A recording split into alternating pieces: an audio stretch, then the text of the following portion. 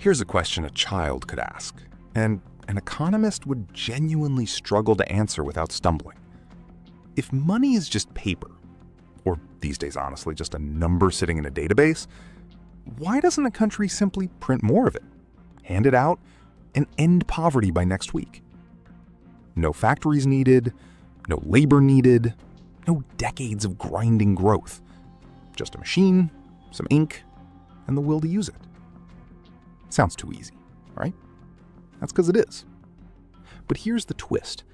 The real reason it doesn't work isn't the reason most people assume. And by the time this video ends, you'll understand why one country can print money and barely flinch, while another tries the exact same move and watches its economy come apart at the seams. Let's start with the comparison nobody really wants to say out loud.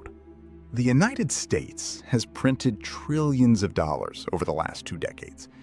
Bailouts, stimulus checks, pandemic relief, all funded with freshly created money.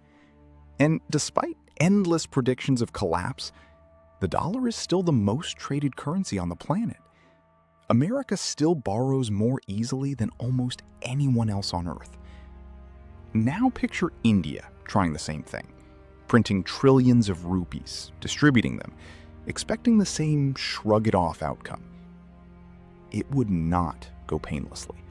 It would go badly and fast.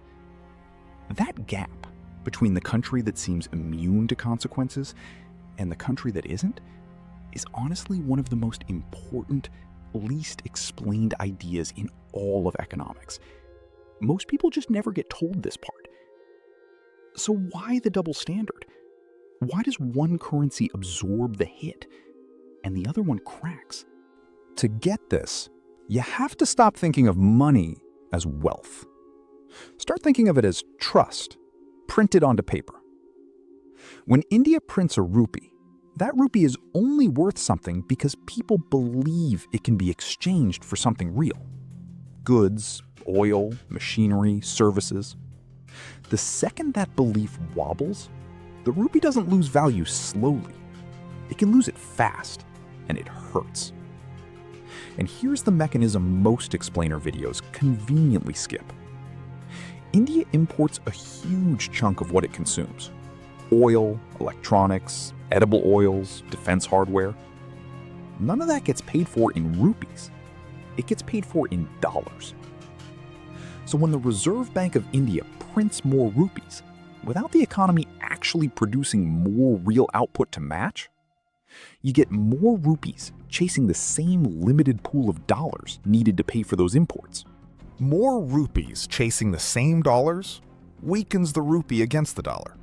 A weaker rupee makes imports more expensive. More expensive imports push up prices at home. Fuel, cooking oil, anything with an imported component. That's inflation. And in an economy where a huge share of people spend most of their income just covering essentials, that inflation lands exactly where it hurts most. Now, compare that to the United States. When the US prints more dollars, it doesn't get punished the same way. Because the dollar isn't just America's currency. It's the world's reserve currency. Central banks everywhere hold dollars. Oil gets priced in dollars. Global trade settles in dollars. That built-in global demand cushions America from the kind of instant currency shock a country like India would face doing the identical thing. And here's the part worth actually sitting with for a second. It's not that America is smarter, more disciplined, or somehow more responsible with money. It's that America inherited a privilege.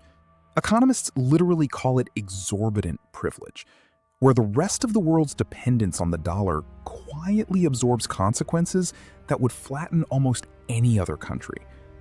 India doesn't have that cushion.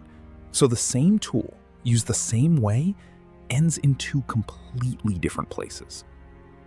Let's push this further, because it doesn't stop at exchange rates. Say India ignored all of this anyway, printed aggressively to fund welfare or infrastructure without matching real economic output. What actually happens, step by step? First, inflation accelerates, because too much money starts chasing a supply of goods and services the economy hasn't actually grown to produce. Second, foreign investors, who need confidence their money won't quietly lose value, start pulling capital out over currency risk. Third, as capital leaves and confidence drops, the rupee weakens further, and the RBI is often forced to raise interest rates sharply just to defend the currency, which then slows down the very growth the money printing was supposed to spark in the first place. This isn't a hypothetical. Argentina has lived through this cycle more than once. Zimbabwe pushed it to its most extreme conclusion, prices doubling roughly every single day at the peak. The currency so worthless, people literally used it as wallpaper. Turkey has felt milder but very real versions of the same pattern in recent years. These aren't dusty case studies from a textbook. This happened within living memory, to real people whose savings vanished in months, not decades. The fantasy version of money printing goes like this. Press a button, spread the wealth, everyone wins. The reality is closer to this. Press the button, and you haven't created wealth at all. You've diluted the value of every rupee already out there, quietly shifting purchasing power away from savers and people on fixed incomes toward whoever gets to spend that new money first. It looks like generosity. It behaves like a hidden tax. So, why doesn't India just build up enough trust and economic muscle to earn the same privilege the dollar has? Turns out, that's the long game, already being played quietly in the background. Growing exports so the country needs fewer dollars to begin with. Building manufacturing capacity so imports matter less. Stockpiling foreign exchange reserves as a buffer against exactly this kind of shock. Pushing for wider use of the rupee in select trade deals. None of it is fast. None of it makes for exciting headlines. But it's the real mechanism by which a currency slowly earns the kind of resilience the dollar spent nearly 80 years building. Step back, and this isn't really a story about India specifically. It's a story about what money actually is. Money isn't wealth. It's a claim on real things. Food, fuel, labor, resources. Printing more of it doesn't create more of those things. It just reshuffles who gets to claim what already exists and how much each rupee can actually buy. For a country without reserve currency status, that reshuffling comes with a bill. And the bill almost always lands on the people with the least room to absorb it. So here's what's worth carrying with you after this video ends.